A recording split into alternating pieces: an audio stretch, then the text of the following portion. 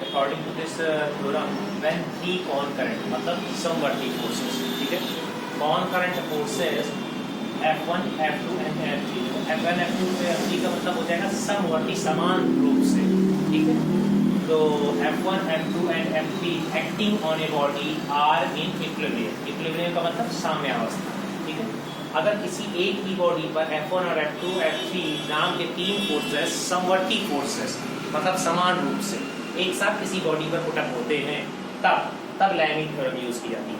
दो फोर्सेस नहीं, अभी जैसे जो है दूसरा कुछ अभी पढ़ा था, अभी ये हो जाएगा कि मान लो अगर कोई बॉडी है उस पर दो फोर्सेस अप्लाई होते हैं जैसे एक्सटर्नल और इंटरनल फोर्सेस, ये नहीं, अब ये कॉनकरेंट फोर्सेस है मतलब एक साथ तीन फोर्सेस हो रहे हैं, ठीक है। तो F1 और F2 F3 नाम का होगा तो इसको जो है लैमिंग थ्योरम इसमें पुटअप होगा, ठीक। पॉइंट फर्स्ट है क्या, थ्योरम क्या है, F1 upon sine alpha equal to F2 upon sine beta equal to F3 upon sine alpha beta gamma, ये आपका फॉर्मूला है। अब यहाँ पर निकाला क्या जाएगा कि जो फोर्सेस हैं वो फोर्सेस किस किस एंगल पर अल्फा बीटा और गामा बनाएंगे। तो अल्फा जो एंगल बनेगा वो F2 और F3 के बीच पर बनेगा, F2 और F3, क्लियर।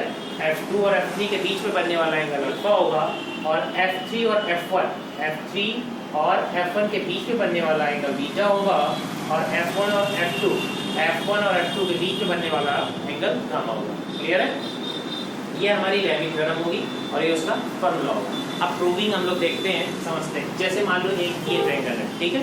अब इस ट्रायंगल का, अच्छा ये तो तुम लोगों को पता ही है कि अगर जो लीनियर लाइन होती है इस पर इसका एंगल कितना होता है टोटल 180 डिग्री, ठीक है।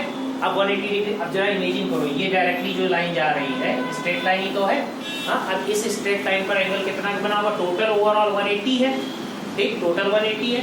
अच्छा इन साइड तो, अच्छा 180 का मतलब क्या होता है, पाई ना, हाँ, डिग्री में अगर कहता हूँ पाई। तो अगर ये मैंने बोला कि ये अल्फा है अपर साइड वाला और ये मैंने बताई दिया अल्फा बीटा गामा कैसे निकालोगे between the F1 F2 F3, समझ में आ गया।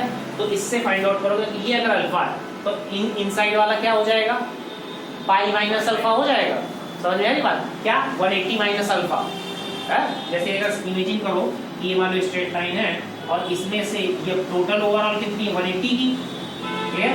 सो अगर टोटल 180 का तो ये वाली एंगल कितने का, अगर ये वाला एंगल फाइंड आउट करना होगा तो ये वाला एंगल कितने का होगा 180 माइनस थीटा हो जाएगा, 180 माइनस थीटा। और फॉर्मूला ट्रिग्नोमेट्री में पढ़े ही थे इस तरीके के फॉर्मूले, तो 180 माइनस थीटा और यहाँ पर वैल्यू पुट कर देंगे, आंसर आ जाएगा इसका, ठीक। तो ये क्या हो जाएगा 180 माइनस अल्फा। ऐसे ही अगर आपका बाहर वाला एक्सटर्नल एंगल बीटा है तो ये इंटरनल क्या आ जाएगा 180 माइनस बीटा।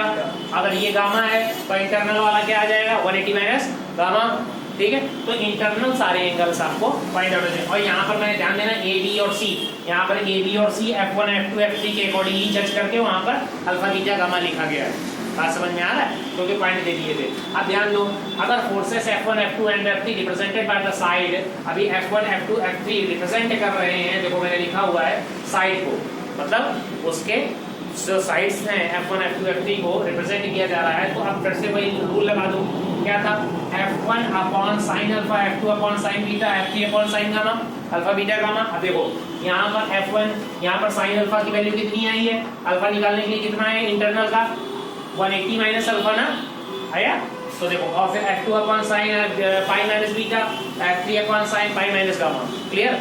सो क्या होगा, फॉर्मूला क्या था 180 माइनस थीटा ना, 180 माइनस थीटा इक्वल टू कितना होता है साइन थीटा, है। तो sine 180 minus theta equal to sine theta, formula कर लेना, ठीक है। तो क्या हो जाएगा sine pi minus alpha equal to, pi मतलब 180, so we can write sine 180 minus alpha, हाँ, so we can write sine alpha, sine 180 minus beta, so we can write sine beta, हाँ, sine 180 minus gamma, so we can write sine gamma, clear.